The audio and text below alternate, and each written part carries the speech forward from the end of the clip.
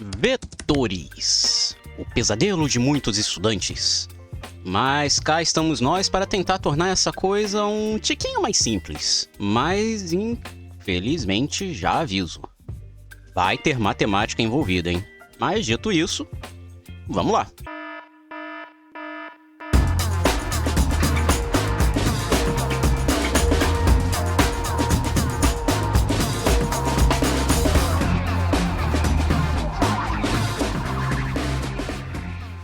A ideia de vetor surge quando se viu a necessidade de geometrizar a natureza e matematizar essa geometria.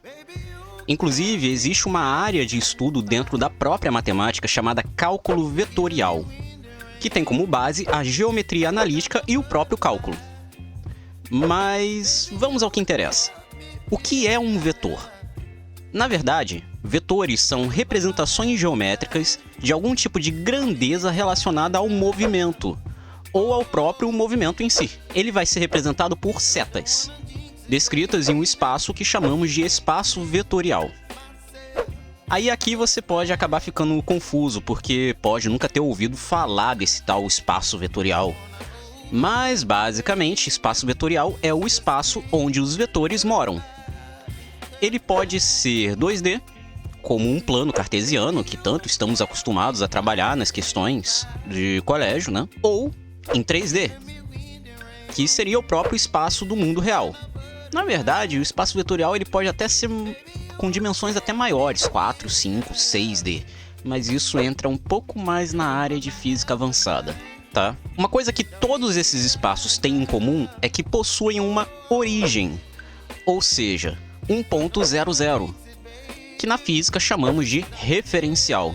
E isso é muito importante, porque o referencial ou observador vai acabar nos ajudando a compreender como se resolve determinados problemas. O interessante sobre vetores é que, como eles representam relações de movimento, eles sempre terão um início e um fim, que seria o rabo e a ponta dele, respectivamente. E é aqui que está o pulo do gato. Para caracterizarmos um vetor, precisamos de 3 coisas: módulo, direção e sentido.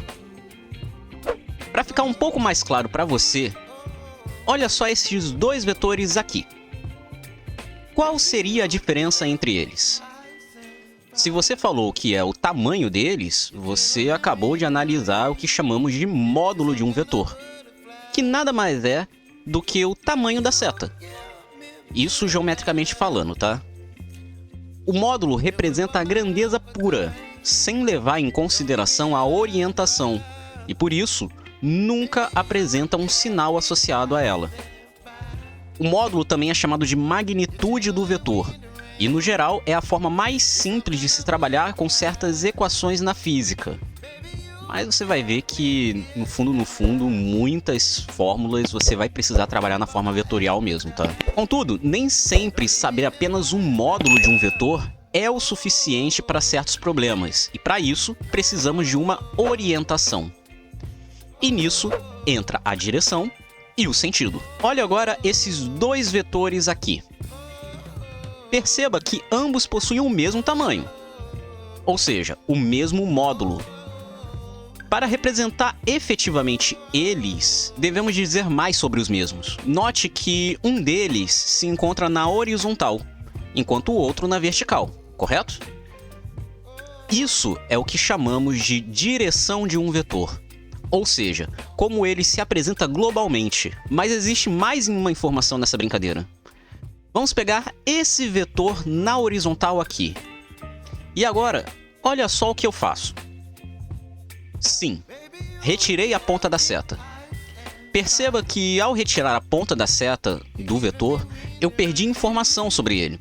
Sabemos seu módulo, ou seja, o seu tamanho. Sabemos a sua direção, que seria a horizontal. Mas de onde e para onde ele vai? Isso é o que chamamos de sentido de um vetor. O lugar geométrico para o qual o vetor vai apontar. Legal, né? Mas o que podemos fazer com esses vetores em si? Simples. Qualquer coisa. E para isso basta que façamos operações sobre eles. Por exemplo, podemos aumentar o tamanho de um vetor ou reduzir pela metade, a terça parte ou algo assim, multiplicando ele por um número, que é o que chamamos de multiplicação por um escalar. Podemos somar vetores entre si também.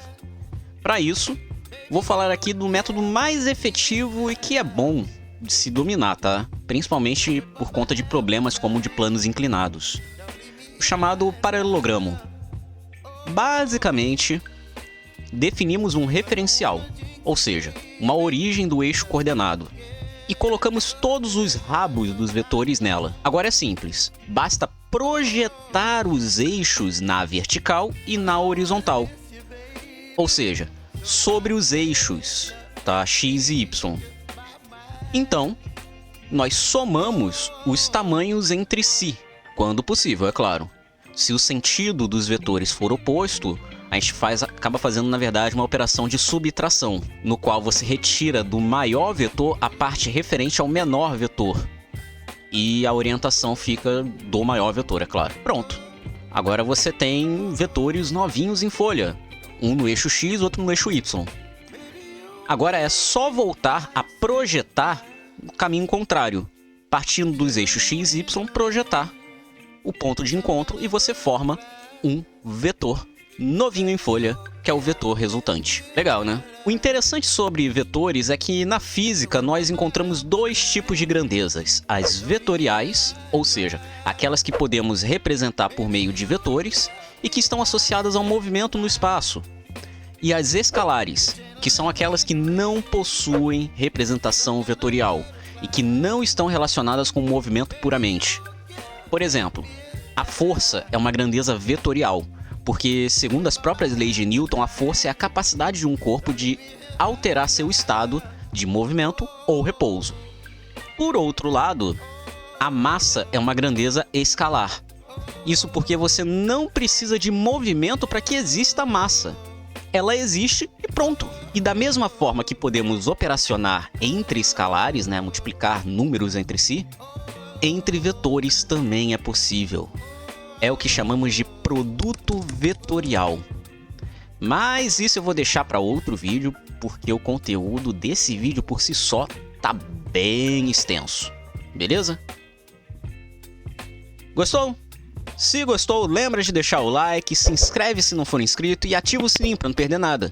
Também temos um Discord que avisa tudo que rola aqui no canal, que tem um espaço feito para discutir justamente esse e outros assuntos de áreas científicas.